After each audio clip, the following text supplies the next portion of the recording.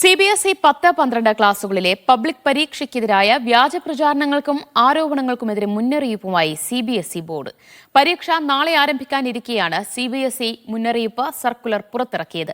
പരീക്ഷാ നടത്തിപ്പിനുള്ള എല്ലാ ഒരുക്കങ്ങളും പൂർത്തിയായതായും ബോർഡ് വ്യക്തമാക്കി. CBSE 10-12 ക്ലാസുകളിലെ ബോർഡ് എക്സാം ആരംഭിക്കാനിരിക്കെയാണ് ബോർഡ് സർക്കുലർ പുറത്തിറക്കിയത്.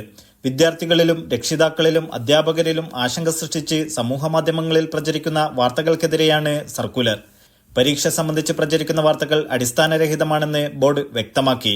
ഏത് ബോർഡ് എക്സാം ആണെങ്കിലും ഡേറ്റ് ഡിക്ലെയർ ചെയ്ത് കഴിയുമ്പോൾ സോഷ്യൽ മീഡിയ മാർക്കറ്റിങ്ങിലൂടെ ഫേസ്ബുക്ക്, ഇൻസ്റ്റഗ്രാം, പിന്നെ വാട്സപ്പ് അങ്ങനെയുള്ള സോഷ്യൽ മീഡിയ വഴി ക്വസ്റ്റ്യൻ പേപ്പറുകൾ ലീക്ക് ഔട്ടായിട്ടുണ്ട്, അല്ലെങ്കിൽ CBSEയുടെ ആൻസർ ഷീറ്റ് ഔട്ടായിട്ടുണ്ടെന്നും പറഞ്ഞ് ഇങ്ങനെ വാർത്തകൾ വരാറുണ്ട്.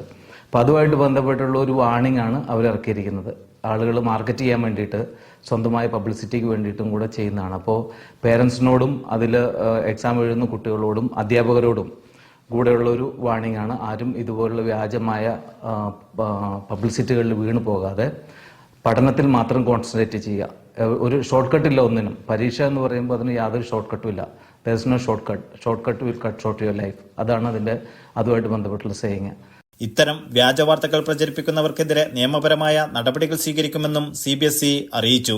ഇങ്ങനെ ഫേക്ക് ന്യൂസ് പ്രചരിപ്പിച്ചു കഴിഞ്ഞാൽ ഇന്ത്യൻ ശിക്ഷാ നിയമത്തിലെ IT വകുപ്പ് പ്രകാരം അതിനെതിരെ ഇന്ത്യൻ ശിക്ഷാ നിയമം പ്രകാരമുള്ള നടപടി എടുക്കുന്നതായിരിക്കും CBSE ബോർഡും ഇന്ത്യൻ ശിക്ഷാ നിയമം അനുസരിച്ചിട്ടും അതിനകത്ത് അവർ സൂചിപ്പിക്കുന്നുണ്ട്.